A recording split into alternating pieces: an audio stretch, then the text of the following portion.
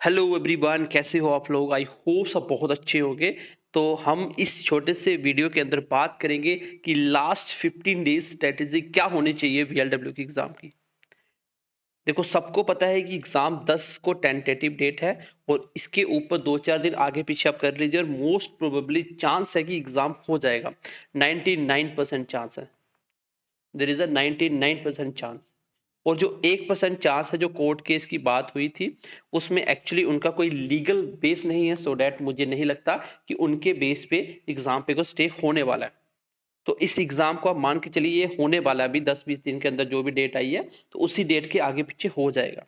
अब लास्ट के 15 डेज क्या करना है?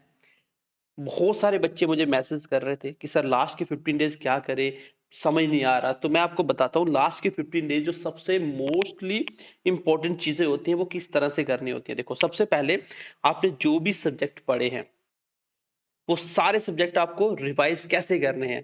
सबसे पहले मान लीजिए फॉर एग्जांपल आपने जीके, कंप्यूटर एंड इंग्लिश पकड़ लिया, चलो जब मैथ पकड़ लिया, कोई भी 3-4 सब्जेक्ट जितनी आपकी कैपेसिटी है।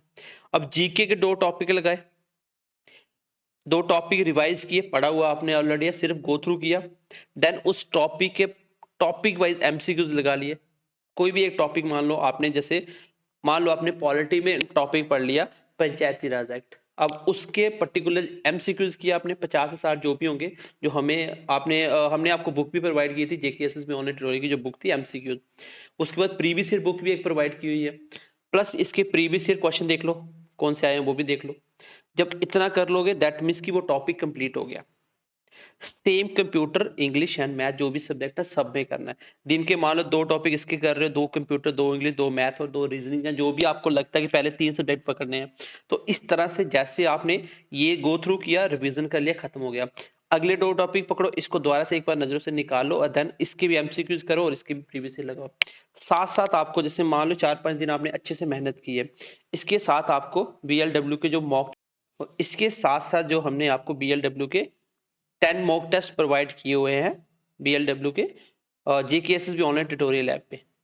वो 10 मॉक में पहला मॉक लगाना, आपको देखना कहाँ कमी आ रही है, फिर दूसरा मॉक लगाना है। इस तरह से आपको 10 की 10 मॉक भी देने हैं, प्लस ये जो मैंने बताया इस तरह से रिवाइज करना है। एंड एक चीज याद रखना, अगर आपने कोई टॉपिक नहीं पढ़ा हुआ है, लेट अस सपोज कि आपने कोई टॉपिक नहीं पढ़ा हुआ है, उस टॉपिक के एटलीस्ट 40 से 50 एमसीक्यूज लगा के जाना, उसको स्किप मत करके जाना, एमसीक्यूज लगा के जाना।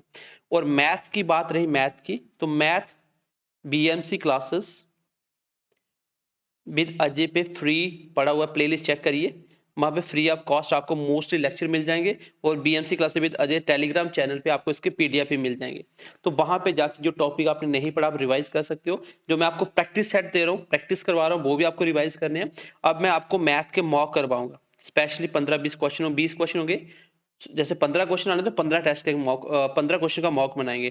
वो मैथ के मॉक आपको साथ साथ लगाने हैं। ऐसे ये वाला मॉक तो लगाने हैं फुल, जो आपको एक्स्ट्रा करवाऊंगा वो मैथ की प्रैक्टिस ऐसे करनी है। और रीजनिंग जो पढ़ाई है वो मोर देन सफिशिएंट है, उसको रिवाइज करिए। और 10 ये मॉक दीजिए, प्लस एक्स्ट्रा रीजनिंग के मॉक टेस्ट देने हैं, तो मैं भी वो भी आपको कुछ शेयर कर दूंगा 20-20 क्वेश्चन के, वो भी आप करिए। तो इस तरह से आपको रिवाइज करना है, बिल्कुल टेंशन नहीं लेनी है। जो आपने पढ़ा मोर देन सफिशिएंट है।